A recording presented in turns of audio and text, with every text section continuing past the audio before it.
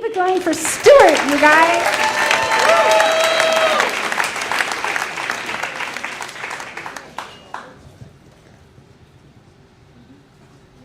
I'm living in Salt Lake City with my wife, and we have a 2-year-old son, Jesse, and he contracts Giardia from his daycare center.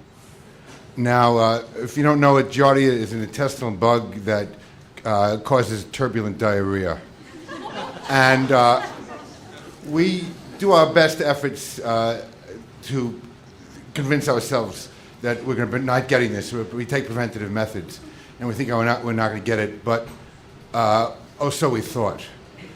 And I don't like being wrong, and I don't like being in public in an unflattering manner.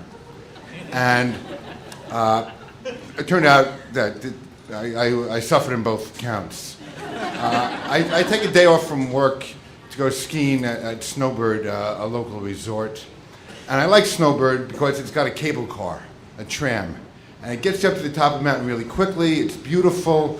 You get a lot of bodies packed in there, so it's warm in the cold, and it's got some good ventilation. They have some horizontal windows in the tops of the horizontal slats in the top of the windows.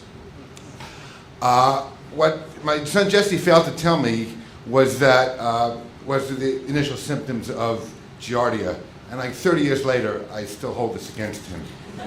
So we're going up in the tram, and this is an early morning ride at a destination ski resort, and people are really happy to be there.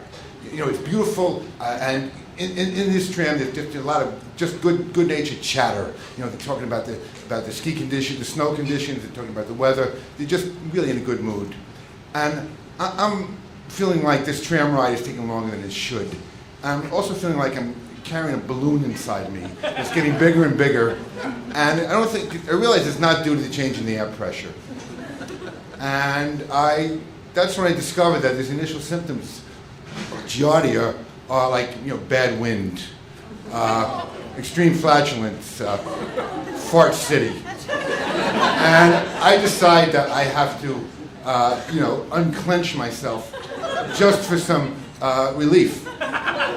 So I unclench myself and I get some relief, and it's really bad. And it's so bad that people are covering the noses with their ski masks. They're hyperventilating into their gloves. They're muttering into their hands, probably saying goodbye to their loved ones. That's how bad it is.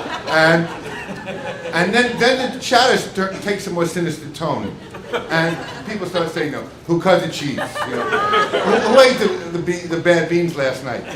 Who farted? I know the answer to these questions. At least the first and third one, it's me. So, now I'm facing a moral dilemma here because I'm basically a candid person. I like to be honest. I wanted to clear the air and go up and say, yes, it was me. But at the same time, I have this gut reaction saying that no, I got to just blow this thing off and ride it. So what it is a Hamlet situation. Do I fess up to the fart or do I not fess up to the fart? I know it's an existential Shakespearean drama going on in my head, and I'm feeling totally ennobled by this. But I realize that the people around me are not going to cotton to my fart-driven aspirations to higher status. They're looking for a way out. If they found out about me, they'd throw me out the window. So I decide that the best moral way to deal with it is to adopt the strategy of deflecting the truth and to become one with the victims. So I make a statement and I say, there's got to be a kinder way to commit mass murder. And all of a sudden the tension dissipates. People start laughing, and they start patting me in the back, which is not really what I wanted at this time. But it works. And we get off the tram, get off to the top of the mountain, get off the cable car, and people are coming around me, wishing me a great day in the mountain, wanting to talk to me and chatter with me, and all I wanted was get to the nearest bathroom. Thank you.